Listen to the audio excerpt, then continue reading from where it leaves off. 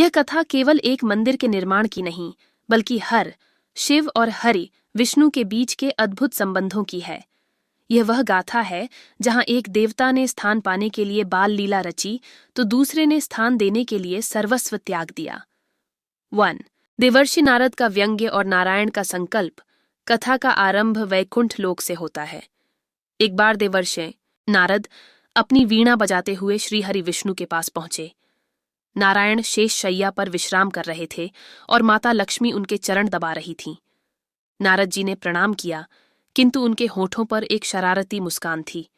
उन्होंने कहा, नारायण नारायण, प्रभु, आप त्रिलोक के पालनहार हैं, संतों को तप और त्याग का उपदेश देते हैं, किंतु स्वयं आप यहाँ क्षीर सागर में सुख सुविधाओं के बीच लक्ष्मी जी की सेवा का आनंद ले रहे हैं। पृथ्वी का सामान्य मनुष्य आपको देखकर विलासिता तो सीख सकता है, पर तपस्या की प्रेरणा कैसे ले? नारद जी का यह व्यंग्य तीखा था, परंतु सत्य के निकट था। भगवान विष्णु मुस्कुराए। वे समझ गए कि नारद उन्हें एक नई लीला का संकेत दे रहे थे। उन्होंने निश्चय किया कि वे अब एकांत में कठोर तप करेंगे और जगत के समक्ष एक आदर्श प्रस्तुत करेंगे। 2. हिमालय की खोज और शिव का सुंदर धाम। तपस्या के लिए स्थान खोजने भगवान विष्णु हिमालय की ओर निकले। अलकनंदा नदी के तट पर नर और नारायण पर्वतों के बीच उन्हें एक अत्यंत रमणीय, शांत और दिव्य स्थान दिखाई दिया। वहां का वातावरण इतना पवित्र था कि मनस्वतः ही ध्यान मग्न हो जाए। किंतु एक समस्या थी, वह स्थान रिक्त नहीं था। वहां एक सुंदर कुटिया थी, जिसके द्वार पर त्रिशूल गड़ा था। यह स्वयं देवाधिदेव महादेव और माता पार्वती का प्रिय निवास स्थान था। विष्णु जी धर्म संकट में पड़ीडीडीएच गए। शिव जी को वहां से हटाना न तो उचित था और न ही संभव। यदि वे सीधे मांगते तो शिव मना नहीं करते, लेकिन विष्णु जी इसे लीला के माध्यम से प्राप्त करना चाहते थे। 3. नारायण बने रोता हुआ बालक। भगवान विष्णु ने तत्काल एक नवजात शिशु का रूप धारण कर लिया।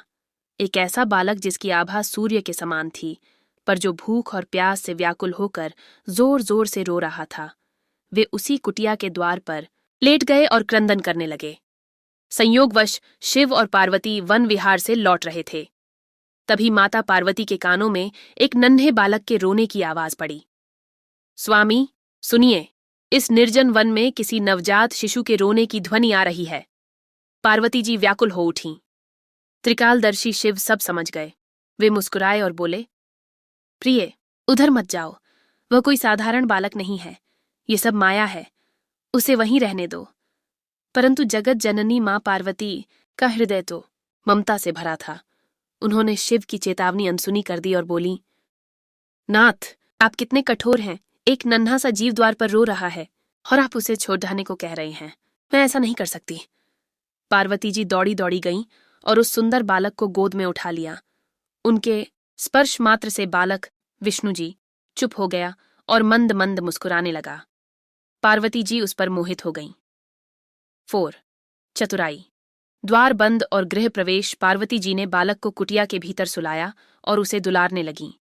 कुछ समय पश्चात उन्होंने शिवजी से कहा, स्वामी, हम स्नान के लिए तप्त कुंड, गर्म पानी का झरना चलते हैं।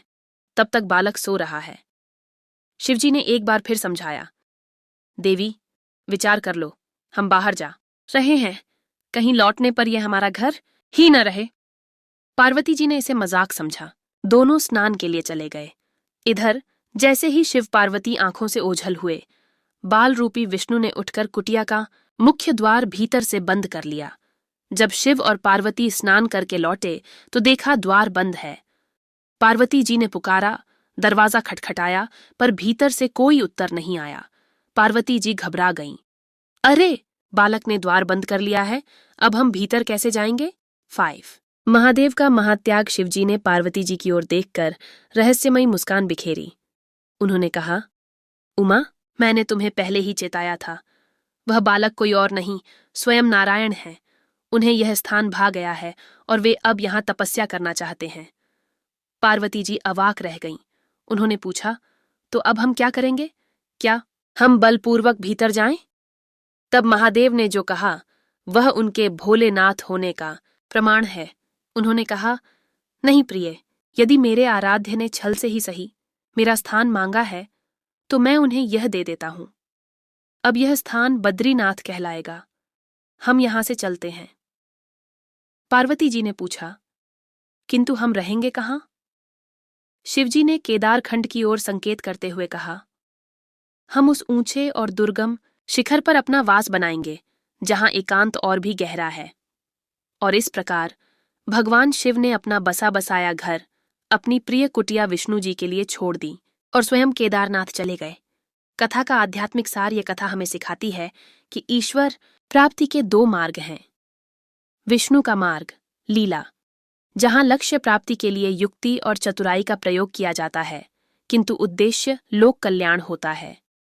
शिव का मार्ग त्याग, जहां अपनी प्रिय वस्तु भी यदि कोई मांग ले तो बिना द्वेष के उसे सौंप दिया जाता है।